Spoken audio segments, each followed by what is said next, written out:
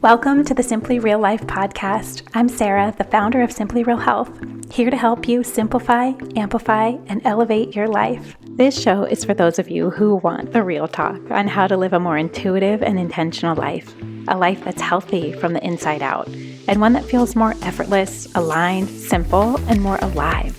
We cover it all, from health, wellness, mindset, motherhood, daily habits and rituals, to business and relationships, creativity and growth, and tiny tricks to feeling your best, and the energetics behind it all filled with personal stories, unfiltered conversations, and of course, answering all of your burning questions, all in the way of simplicity and keeping it real, so that you can create your own version of your healthiest life.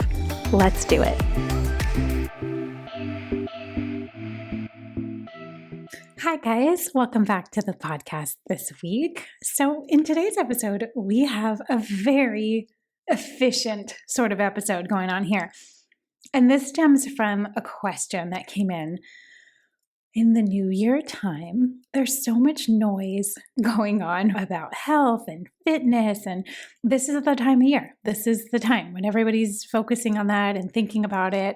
And that's great as long as it's not overwhelming you or putting you into a state where you're getting very all or nothing, meaning you feel like you have to be eating perfectly according to whatever diet is trendy at the time, or you feel like, okay, you're on this great kick of working out, and so you have to do that every day or 3 times a week, or you have this set schedule that becomes very rigid. And when you're not doing those things, it's like you feel you're completely off, like you're just not thinking about it at all. You're not doing those things at all and living in those extremes. And I think this time of year, there's a lot of extremes being promoted and being talked about and shown as the sexy makeover and this huge transformation and doing things that are more rigid or structured or intense. Maybe they have their time and place, but let me just tell you something from somebody who has spent so many years doing those types of things over and over again, searching for something that I could never find, which was a way to be doing and feeling my best without having to live like a robot every day, without having that take over my entire mental space and energy every single day, or feeling bad about myself if I didn't get that thing done, or if I, for some reason, couldn't get to the workout or something like that, that it would be this connection to how I viewed myself, even mentally. So today's question, what a long-winded way to intro this, but today's question I loved because it's sort of the antithesis of that. And the question that came in was this: if I had to focus on just a few things, what are the biggest needle movers in terms of health? Like, what are the things that are practical and maybe smaller that people overlook, but that actually have a huge impact on how you feel and your health overall?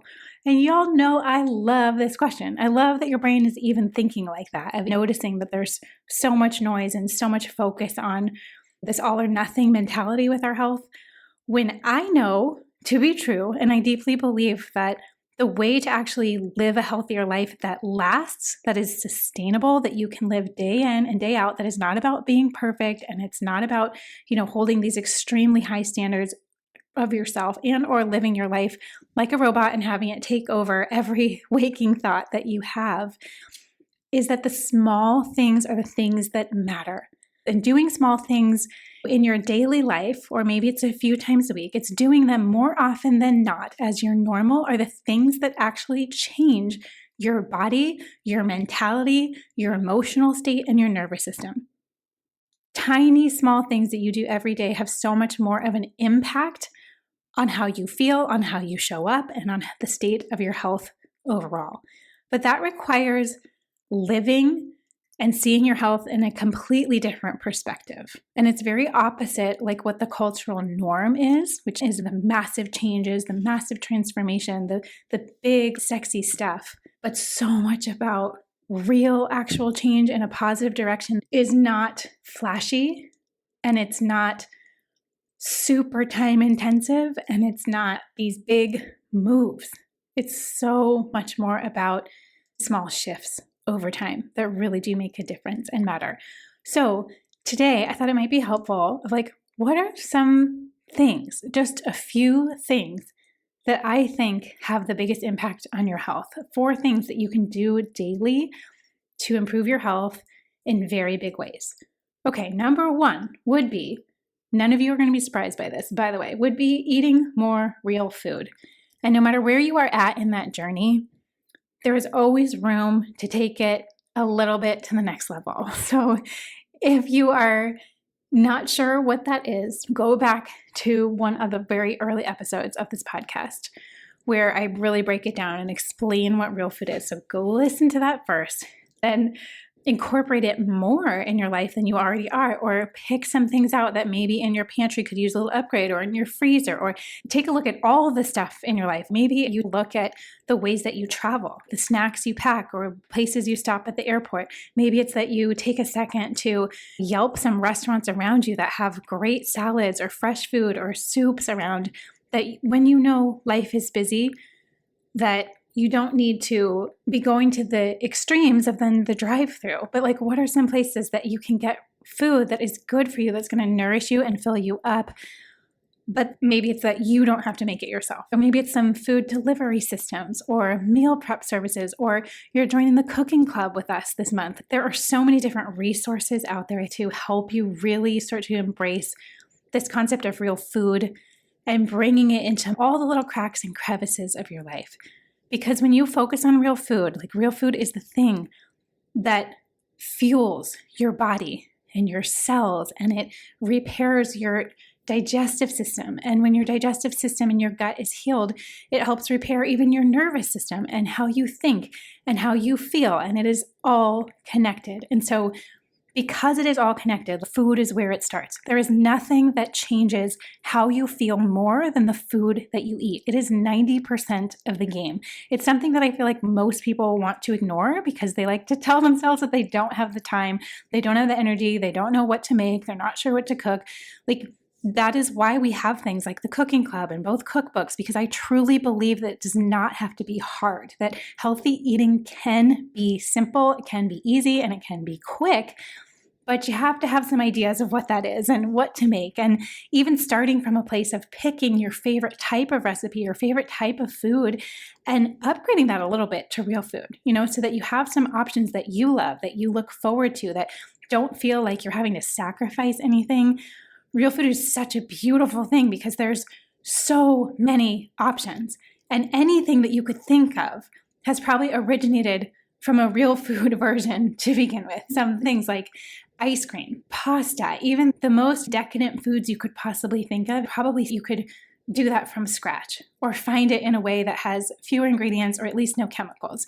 And when you take those chemicals out of your life, the flavorings, the emulsifiers, all the things that you can't pronounce when you're actually looking at the ingredients on a label, it takes this huge burden off of your body. Because when you're eating those things and consuming them over time, you're forcing your body to figure out what to do with those foreign objects. And that takes so much time and so much energy away from digesting your food, away from assimilating your food. It is all connected. So eating real food is so much kinder and so much gentler on your body. Therefore, your body can digest stuff quicker and easier, and it's less of a burden. So therefore, you have energy left over to pour out into your day. Like, not all of your energy is being sucked in to the process of trying to digest and process your food. In removing and taking out or just lessening the amount of chemicals, you are also going to change your taste buds, meaning the stuff that looks appealing to you or the things that you may feel like are addictive, or oh my gosh, I can't stop eating that. Once I open the bag of Doritos or Oreos, it is addicting. That's how they manufacture that food to be coating your taste buds so that you can't taste real food. So it has this beautiful effect that the more real food you start to eat, and therefore the less chemicals that you're consuming, the more it becomes easier to want to eat more real food, to not feel as drawn to those other things. And when you do have those things, they don't taste good anymore. Like your taste buds have completely changed and starting to gravitate more towards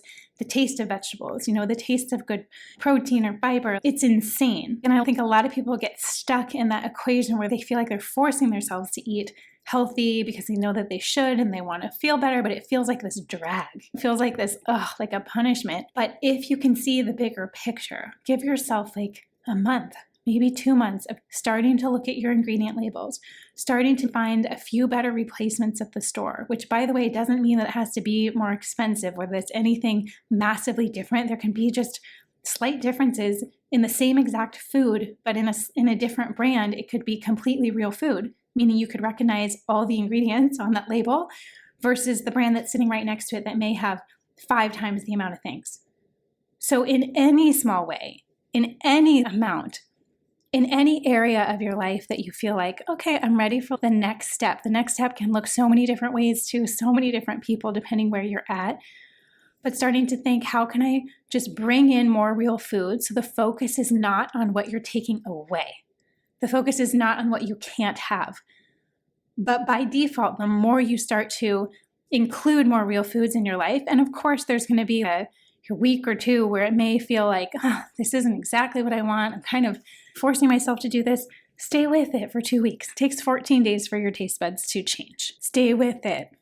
Because when you do, everything gets so much easier. That scale starts to tip and tip easily, and it feels like it's so much more effortless when you do. So thinking to yourself, like, where would that be for me? Is it in our snack closet? Is it in my desk drawer? What's in my purse right now? What's my habit and patterns with things and tendencies of when do I have some of that other stuff that's included in my life? What could I maybe swap that with or replace it with or find a different location to get that thing or source that thing that you're really wanting to have? Okay.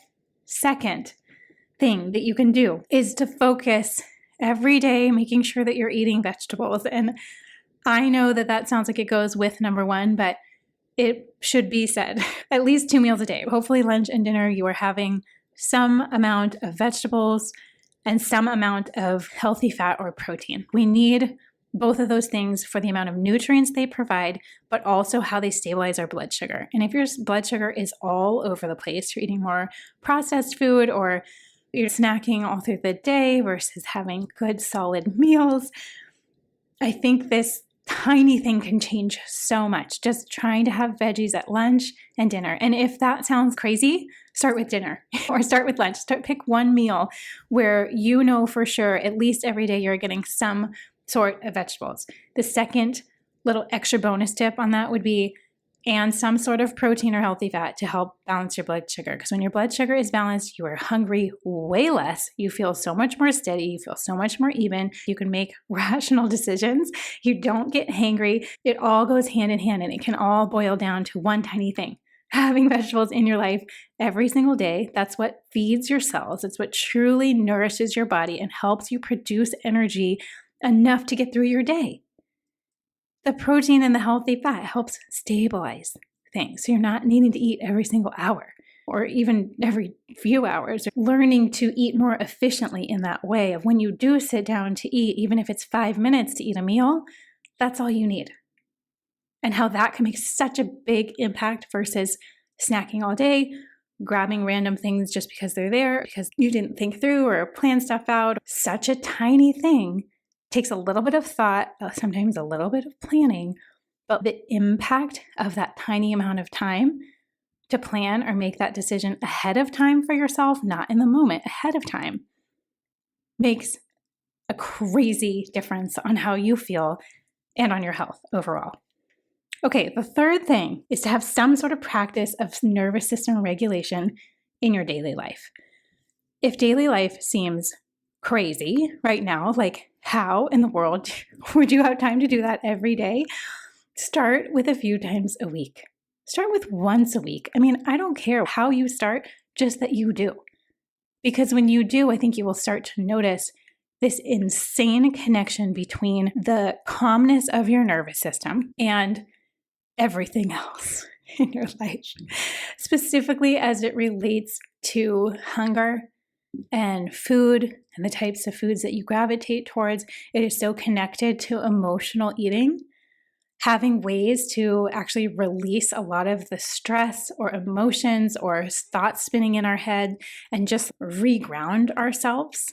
I think it's needed every day. I mean, I need it every day. Otherwise, everything else feels so off. But it's something that we're never taught. And I feel like that nobody talks about this connection, and it's huge. So, what does that look like? It could mean something like a 5-minute meditation. It could mean just laying flat on your back on the floor and not doing anything. It could mean reading a book before bed instead of scrolling your phone. It could mean taking a bath. It could mean taking a shower. It could mean taking a walk. It is just purely time where your brain is not stimulated by something and you are just focused on breathing. This has such a huge impact on your hormones, on your sleep, on the ways that your body is in fight or flight, and is so connected to how your adrenal glands are functioning. If you are always in a state of chronic stress, your nervous system is taxed all the time. And you can imagine how that would impact the types of food that you go for. Imagine how that impacts the activities, the things that you feel like you need to unwind that maybe are not so healthy for you, but you feel like you need it because everything else in the day feels so heightened. It's such a huge thing. And the things that help it are actually so simple and they're so small. And honestly, 5 minutes a day, I mean, maybe even 2 minutes a day would be such a good practice to think about.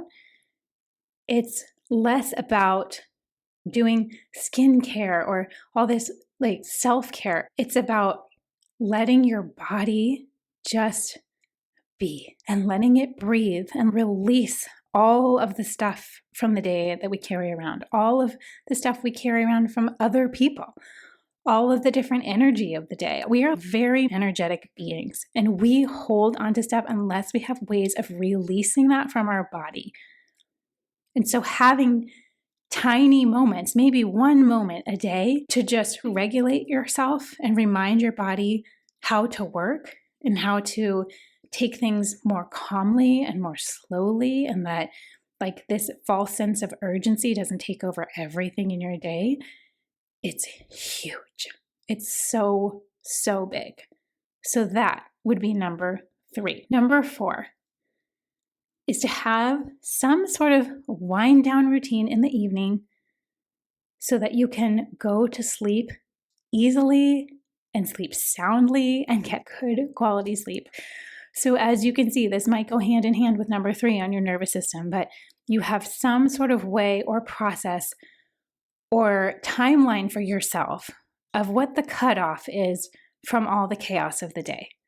And things that do not help are bright screens, your phone, computer, even TV. I mean, I'm not saying that you can't do any of those things. I know that that's not always practical, but get blue light blocking glasses at least. That could be a first step. So at least you're keeping the blue light out of your brain at the time that it's supposed to be helping you wind down. When you have blue light at night, it just really stops the production of melatonin that naturally happens to help us get to that state of feeling drowsy and sleepy and ready for bed. This goes hand in hand again with like if you are always in fight or flight, you have cortisol coursing through your veins, it's going to be so hard to go to sleep. And so many news apps and social media apps and endless scrolling. And hey, I have done that too. I've done it too. But I find on the nights that I do that, I sleep horribly, like horribly. So having a process for yourself that both takes care of yourself physically. So maybe it's doing your oil cleanser at night or it's taking a shower. That can just release so much energy from the day and have that switch turn on in your brain of now it's time to relax. It's time to switch modes. And I think being and feeling more in control of how your body's feeling is so empowering. Knowing that you have the say in how your body could feel by doing things A, B, C, and D creates this impact. These are the things that help me feel more calm, relaxed, ready for sleep. And maybe these are the things that don't. It can feel so much better to live your life that way because then it feels like, let's say you do have a big day the next day or there's a lot going on, like you feel like you know which levers to pull to make sure that you are getting sleep. Like even having that little ritual at night is calming. in itself, whatever the ritual may be. Like for me, it's my oil cleansing, my skincare, brushing my teeth, taking my contacts out. I've had a shower or a bath. That's where it all starts winding down. And then having a rule about your phone and screen time and what time is that going to be off and done so that your brain can actually release for the night. And reading at night is so helpful. Maybe it's having some CBD or things that you need to help remind your brain to get into it and to start winding down on its own. Wearing the sleep mask at night, or making sure you have blackout shades, making sure your room is not too hot. All of these things are small things, really, when you think about it, but could have a huge impact on the quality of your sleep and therefore your hormone production, your hunger, your patience, your nervous system health, everything. Such a small thing to pay attention to, but that could have such a big impact. So those are the places that I would start. And those are the places that I always come back to first when I feel off or when I feel like I'm out of my routine or out of my little practices, maybe after traveling or whatever. But honestly, to this point, it's like I do all these things when I'm traveling now too, because I just can't imagine not doing it because the time investment it takes is small. The things that you maybe need for it to happen, very few. But it's making the choice and that commitment to yourself, I think, that matters the most. Like valuing and honoring yourself enough to take care of yourself in these small but very impactful ways has such a huge difference over time. I want to know what your favorite one here, or the one that you think you might want to try the most. So come on over and find me. And if you have any questions about this episode or these 4 different ideas, let me know. But I hope this gives you some idea to take into your own life. I love you so much, and we'll see you back here next week. If you enjoyed this episode and want more like it, make sure you're subscribed to the Simply Real Life podcast wherever you listen to podcasts, and maybe share it with a friend or two. That would mean the world.